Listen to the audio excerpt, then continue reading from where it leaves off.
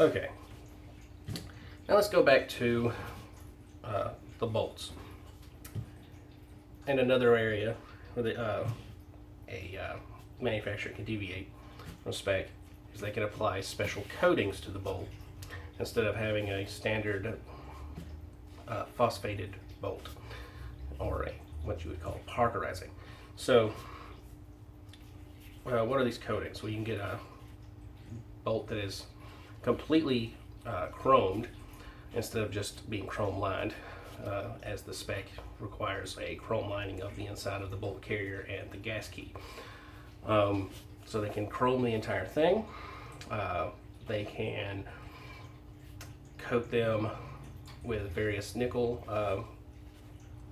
compounds. There is a nickel Teflon out there, and there is also nickel boron. And I've also seen bolts that have been nitrided, where the bolts and carriers have been nitrated. And a lot of people consider these superior, especially the nitrided and the nickel boron and the nickel Teflon, though I don't see the nickel Teflon as often as the nickel boron, because these surfaces have slightly less coefficients of friction, meaning they require less lubrication, or can handle conditions where lubricant is not present, or foreign material has gotten inside a little bit better. And they also say it's a lot easier to clean these bolts. And I have used a couple of these bolts before. They do tend to clean up easier, I found. But both times I've used the bolts, I have had issues with the rifle, and where the timing of the whole system was off, and the bolts would actually try to unlock early, and that left obvious marks and swipes on the back of the brass that I collected after shooting, meaning that the pressure was not subsided within the barrel before everything started to move. The best guess I can come up with is that the lower friction of the material allowed the bolt to want to move more freely and easily during cycling, and therefore it unlocked quicker. So I tried tuning it out the first time I seen it, and putting in larger buffers and everything, but I went up to an H3 and still it did not go away. And that bolt did the same thing no matter where I put it. And I put in a couple different rifles to try, and did it in every single one. I put in a standard bolt carrier and the problem went away, and I was able to go down to a lower buffer weight. I decided to give it another try with another rifle, and experienced the same problem. And I just kind of said, well, I don't need to use those bolts. I don't have a problem cleaning a standard bolt. So that's just one person's experience with it. A lot of people really like those coatings on the bolt, especially for the cleaning, easier cleaning. So keep that in mind. If you do use those bolts, just keep an eye on your brass and make sure you're not having any timing issues. Now, I mentioned earlier billet receivers, and the spec is a forged receiver, in which the material is placed into a hammer forging machine, in which the material is placed over a die, and then the machine comes down and impacts the material into the die to start forming it into shape.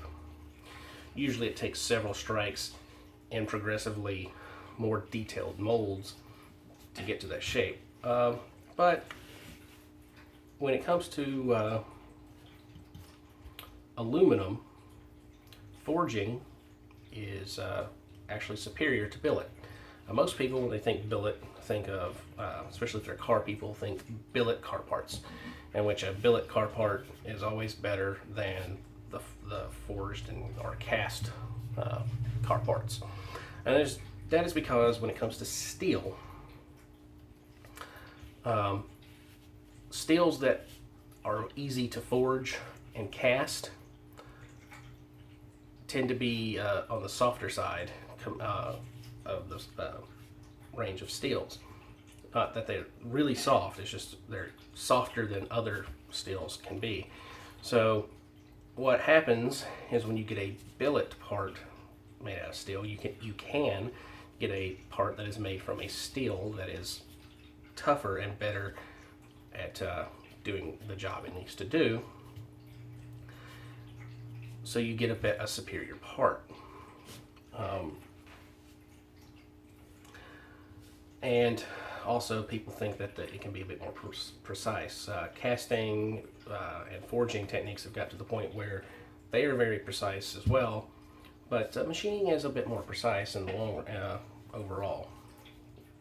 But when it comes to aluminum, all of its alloys are fairly easy to forge. So you don't have a situation in which you're forced to use a material that is a little weaker and a little inferior just to make manufacturing easier, instead of using a stronger one and using a more costly method of manufacture. So forging, all things being equal, if you made a billet receiver out of 7075 proper aluminum specs and made it exactly the same as you see a standard forged receiver, the forged receiver would actually be slightly stronger than the billet. But billet allows a little more freedom in the design, so they can actually increase material in various areas to help increase the strength, even to above and beyond what the forged receiver can. And also it can be an aesthetic thing, because you can get different kinds of designs and a different look with a billet rather than just the standard forged receiver look. Because all manufacturers of ARs get their upper and lower receivers, they get them as billet blanks from just a few companies. There's only like a few, like maybe 2 or 3, 4 companies that make the forgings, and then they send them to the companies. The companies then mill them into shape, because all the final machining, especially the inside, the magwell, the trigger guard area, is all done with through machining processes. So the interior specs are going to be just as good as a billet, as long as they do the job properly. Now, after they do the milling, that's when they apply the any heat treats and anodizing processes. So that's where you can get some differences between companies, is how close the tolerances they hold when they do the finishing of the receivers. Now, another thing you can see out there will be piston ARs, in which instead of being a direct gas impingement, it uses a piston operation. Most are what was called a short stroke piston. I think there's 1 or 2 companies that make a long stroke piston design, which is similar to an AK. If you're familiar with an AK, that the way the piston stays attached to the carrier and moves the entire distance, that is a long stroke. A short stroke would be something like an SKS, in which you have a piston that impacts a separate bolt, and it only moves a short distance, and but it has to impart all that force over a short distance into the bolt to cycle the action. So that's the differences between the 2 types of pistons, and that is not mil-spec. Some people think it is superior, and it can have its advantages. It's definitely easier to clean when it comes to the receiver and the bolt, but the piston will get very dirty. But overall, the piston usually isn't a difficult part to clean. You can take it out, soak it in a little bit of carbon remover, and wipe it off pretty well. But they do have problems in that they change the way forces are applied within the system. Early piston designs had a big problem where the bolt carrier would impact inside the tube, the buffer tube, and wear this area down very well, a lot, even down into the threads, and pretty much destroy the rifle. A lot of that has been mostly eliminated. Piston designs are actually very good now. I just don't consider them superior to the direct impingement system. Direct impingement system, when properly maintained, is extremely reliable. It doesn't matter that it gets a little dirtier inside there. When it will still keep running if you maintain it properly. I've seen rifles that go well over 1,000 rounds before you start seeing any kind of problem, and they will have just recommended lubrication. And any rifle, after extended amounts of fire, between cleanings and lubrication, can start to experience issues. So, yeah, if you're unfamiliar with it, you can look up what's called Filthy 14, in which a firearm training company that specializes in firearm training, specifically with ARs and rifles. They keep a few rifles on hand for students whose rifles malfunction or break on them during the class. That way they can continue on with the class. They did a little experiment in which they decided to see how long they can go between cleanings. All they would do is after after a day of shooting, they would put a little oil on the bolt and go. And they would wet thousands of rounds, and they showed pictures of the bolt looking like it had tar poured all over it. It was just nasty. And they said the thing just kept on trucking for well over like 30,000 rounds. All they did was wipe the bolt off after about 10,000 rounds or so. They would wipe the bolt off. So piston systems, I don't think are really necessary, but they do have a few advantages. I think they run a little bit more reliably when suppressed, but I don't shoot suppressed, so I can't give you any direct experience with that. So I went over some things about why you would want to stick with mil-spec and why you cannot. And it's usually low volume shooters don't need to have a full decked out mil-spec rifle, because they're never going to put their rifle into this sorts of situations that can cause any real damage or cause the slightly weaker materials to fail. High volume shooters can benefit from a properly chrome lined barrel and spec barrel. Now, other areas, if you're not using your rifle for general plinking or self-defense, maybe you're hunting. Well, in that situation, you're going to want a barrel that is set up to be more accurate. So you don't want to use a mil-spec barrel necessarily. You might want to use a longer barrel than the specs call out for, being 16 minimum for civilians, or 20 for the full-length rifle. You may want to go up to a 22 or 24 inch barrel, or you may want to use a different caliber that's better suited for the type of hunting you want to do with it. Bench rest shooters, same thing, different focus, especially in the barrel area. If you just want to have a rifle that is unique and different, you can deviate in different areas just to get a unique rifle for yourself. One of the biggest ways, as I mentioned, is billet, because they can have a very different look to them. And another area, while I'm here, what is mil-spec? Free-floating technically isn't a mil-spec thing, but with the advent of their SPRs and their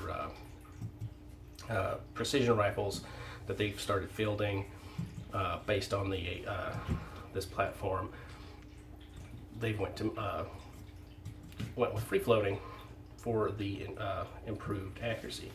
So what does free floating really do? It doesn't really increase the accuracy of the barrel so much as it allows the barrel to be consistent between each shot. Because the barrel accuracy comes from how well it's made and rifled. And a free float tube allows external forces, namely the person holding the rifle, or if the person is resting the rifle on something for support. It allows the fact that you're never going to be holding the rifle exactly the same way with the same force in the same directions, or when the rifle is sitting on against something, it's not ever going to be the same amount of force every time. You might lean harder, you might lean less, a little less. In the end, you can never be consistent with the amount of pressure that you apply to the handguard area. And any pressure applied to a handguard on the standard ARs will transfer directly into the barrel because they are connected at the back and the front on these handguards. So that changes the way the barrel vibrates and moves during firing, because all barrels vibrate and wobble a little bit during firing. So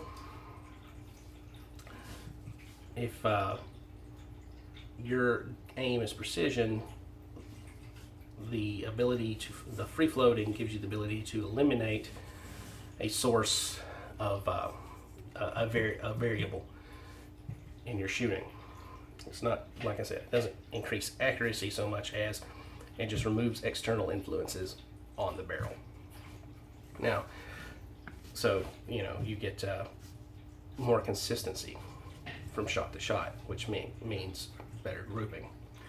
So should you free float? There's no reason not to free float.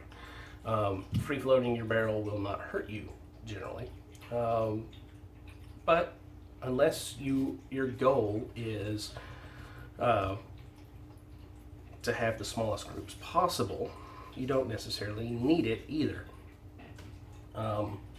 Standard handguards or aftermarket replacements like these mag pulls, you can still shoot very good groups out to reasonable ranges with one of these rifles. Now, reasonable means then it's going to be a few MOA.